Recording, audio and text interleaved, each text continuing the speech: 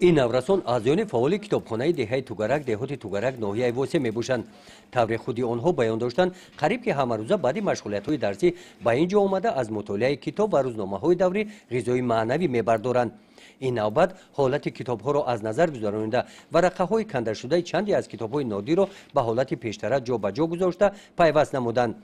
محبت عزت‌الله زاده اشتراکچی آزمون جمهوری فروغ یوسفی دانایی کتاب است میباشد.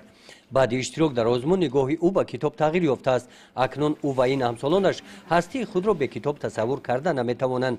محبت میگوید که شنیده است که یک کتاب خوب بهتر از خزینه بزرگ است. قریب 150 غزل از آن زیادتر هم غزل ها از خود از بر نموده. زیاده از 50 کتاب را مطالعه نمودم. بسیارتر داستان ها و کتاب هایی که از استاد عبدالله رودکی، غزل ها یا که مثنوی معنوی جلال‌الدین بلخی و دیگر شاعرانی که هستند از بر نموده. یکی از شاعران همان زمان میباشد که عبدالقادر بدیل، داستان یوسف و زلیخای شاعر، باز گلزار ایرمی عبدالرحمن مشفقی را بسیارتر از خود نموده.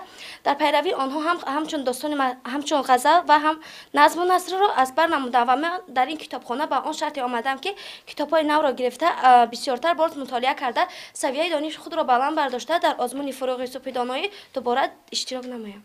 با وجود آنکه داخل کتابخانه تنگ است در رفهای آن کتاب‌های نادر خیلی زیاد هستند.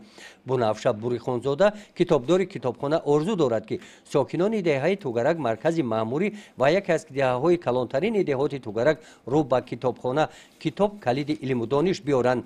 او میگوید که برای جلب ساکنان دهات به کتابخانه در مؤسسه‌های تعلیمی امسال چاره‌بینی‌های گوناگون فرهنگی گذرانیده است. توجه نورسان را به کتابخانه‌ها جلب کرده است.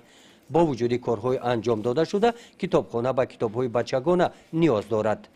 صف خواننده زیاد شدگی خواننده زیاد طلب بود میکنن کتابای تازه نشر نیک بنابر سببی که ما 3800 دانه کتاب هم داشته باشیم و طلبات حاضره جوابگو هم نباشه ما کوشش میکنیم قانع گردانیم طبی خواهشی خواننده رو. بسیارتر کتابای شاعری را میپرسن، شاعری کلاسیک معاصر. مودا فقط بدیه بچگانه نداریم، بسیارتر کتابای بچگانه میپرسن.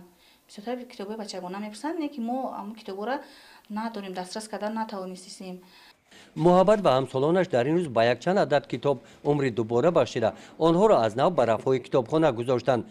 آنها کتاب‌های پسندیده‌شان را گرفته از چنین تشبث نجیب خود تأثیرات نیک هم برداشتند. گزارش خواجه نظریف خدای نظر ظهوروف از ناحیه واسه برای برنامه اطلاعاتی نوید.